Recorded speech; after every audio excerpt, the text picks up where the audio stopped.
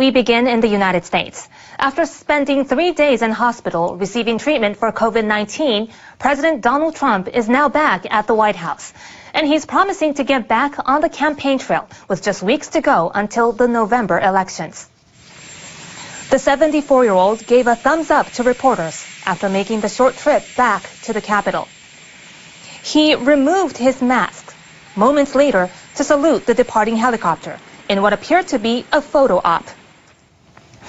He posted this video a short time later, vowing not to let the virus dominate the country. We're going back to work, we're going to be out front. As your leader, I had to do that. I knew there's danger to it, but I had to do it. I stood out front, I led. Nobody that's a leader would not do what I did. And I know there's a risk, there's a danger, but that's okay. And now I'm better. Experts are criticizing Trump's decision to leave the hospital. He remains infected and contagious, putting others around him at risk. Many U.S. media outlets are slamming his attitude toward the virus, which has killed over 210,000 Americans. Trump's medical team said Monday that he may not entirely be out of the woods yet, but he hadn't had a fever for 72 hours, and his oxygen levels were normal. But doctors continue to dodge questions about when the president last tested negative, which is considered critical information for contact tracing. They have also been tight-lipped about how the disease has affected his lungs. They say his condition will continue to be monitored around the clock at the White House, where he will continue to receive medical care. In Trump's inner circle, at least 12 people have tested positive so far, including him and the First Lady. His spokesperson joined the list on Monday. White House Press Secretary Kayleigh McEnany said she has the virus. 7 of the cases, including the president and close aide Hope Hicks, attended the same event, introducing Trump's Supreme Court nominee on September 26.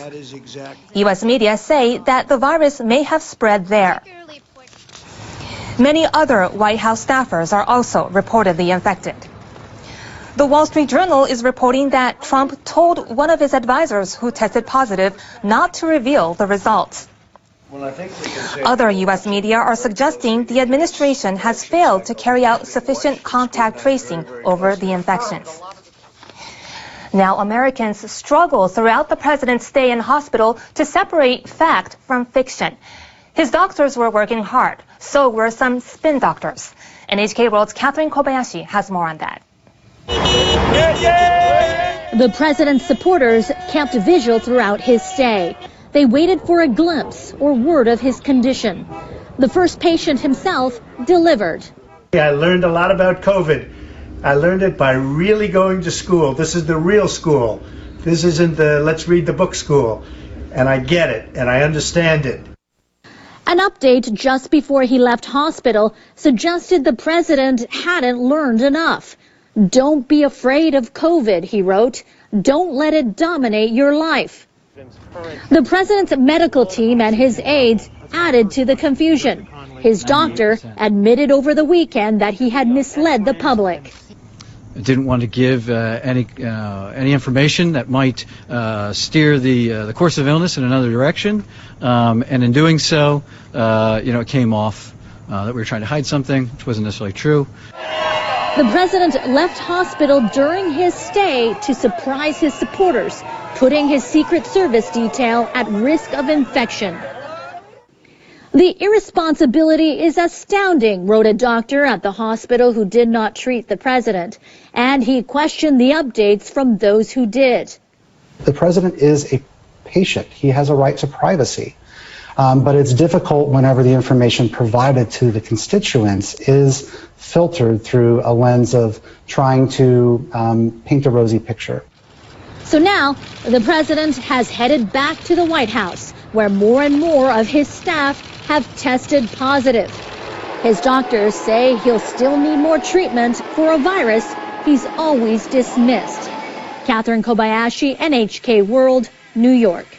The 4 ministers of Japan, the United States, Australia, and India are in Tokyo for a meeting known as the Quad Talks.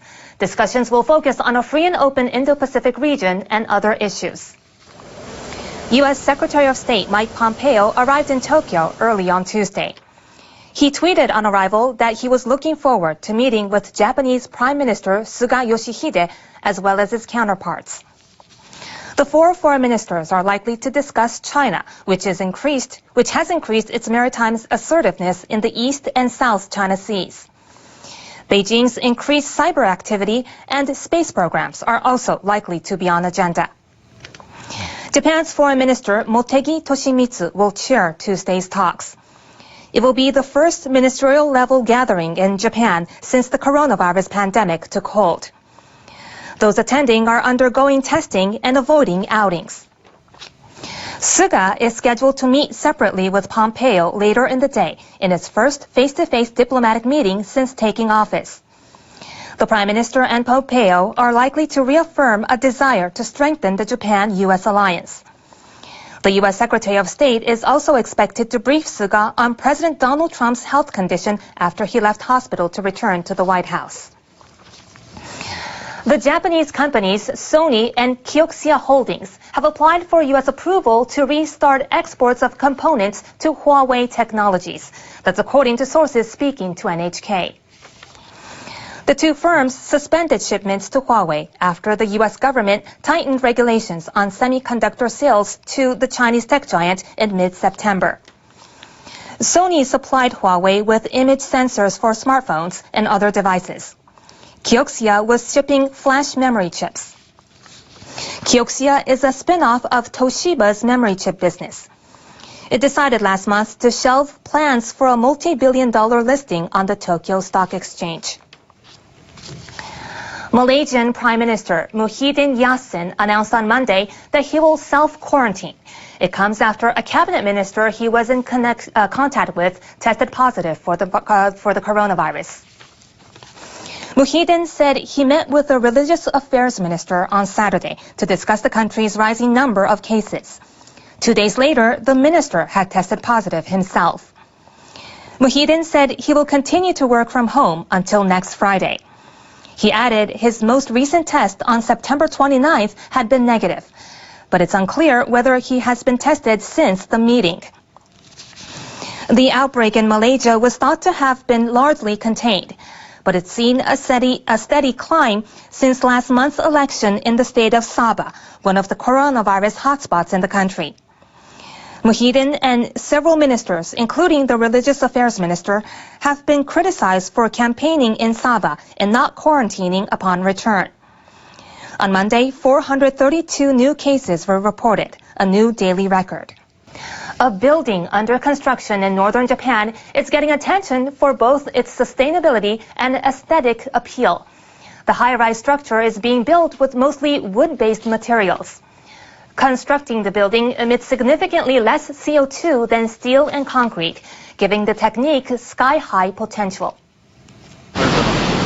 This construction site is in Sendai in the northern prefecture of Miyagi, where a 7-story building is going up. It's a high-rise with a difference. Everything from the pillars to the beams to the floors is made from wood.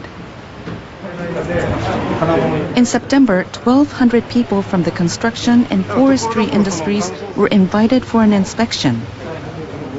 Kimura Kazuyoshi heads the company behind the building. I'm so impressed with this. Kimura founded his company in 1974 and has been pioneering methods for wooden construction ever since. The prevailing method of housing construction at the time involved inserting pillars into beams. Seeking to make wooden structures stronger, Kimura developed a method to connect the lumber more firmly with metal fittings. He also came up with ways to make the buildings more resistant to fire. The columns that support Kimura's high-rise are actually multi-layered. The core is a bundle of wooden material. This is encased in plasterboard for protection against fire, while the outside layer provides a pleasing finish. The core is designed to resist burning until at least 2 hours after a blaze starts. Here, a column is tested in a kiln heated to 1,000 degrees Celsius. There is another innovation that increases durability in the event of an earthquake. Iron rings are embedded in each side of the wood. These help keep the planks moving in unison if the building shakes. Some visitors to the Sendai site were impressed with Kimura's creation. The building is only a quarter of the weight of those using reinforced concrete. The lightness and durability is ideal for earthquake-prone Japan. This is a great example of an environmentally friendly product that promotes a circular economy. It suits the future needs of society. I've been working on plans for a 25-story building. In Japan, there's a long tradition of building structures from wood. I hope this can help transform the way cities are built in the future. Kimura has his sights set even higher. He envisions building a skyscraper with wood. Now turning to world weather with our meteorologist Yoko Komagata. Yoko, we've been seeing Storm Alex in Europe since the weekend, and it's causing major floods. So how severe is the situation now? So the hardest hit areas are in the southeastern portions of France, where they received 500 millimeters of rainfall in a short period of time. That's more than 3 months worth of rainfall. Strong gusts were also reported in the country, and heavy rainfall hit northern Italy as well. Downpours across France and Italy are leading to deadly flooding. Heavy rain and floods hit southern France over the weekend. Swollen rivers have swept away homes, bridges, and roads. Authorities say 4 more people have died and 18 are missing. Rescue workers believe more people are still missing and cannot be rescued because some roads are still blocked. Storm Alex has been weakening, but it's still a large storm system.